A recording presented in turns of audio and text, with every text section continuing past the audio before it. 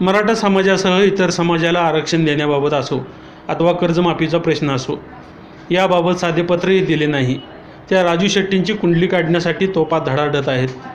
केवळ स्वतःचे अस्तित्व टिकवण्यासाठी ऊस दराचे आंदोलन सतत तेवत ठेवणाऱ्या प्रवृत्तीला गाडण्याचे आवाहन करीत पालकमंत्री चंद्रकांत दादा पाटील यांनी खासदार शेट्टी यांच्यावर टीका केली.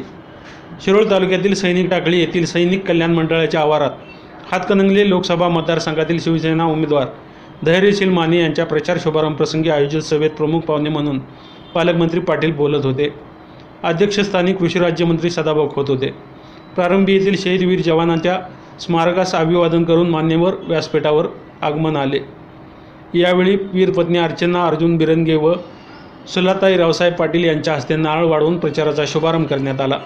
पालकमंत्री पाटील पुढे म्हणाले, देशातील सीमा सुरक्षित ठेवण्यासाठी नरेंद्र मोदी यांच्या नेतृत्वाखालील भाजपा सरकार सत्तेत येणे गरजेचे आहे.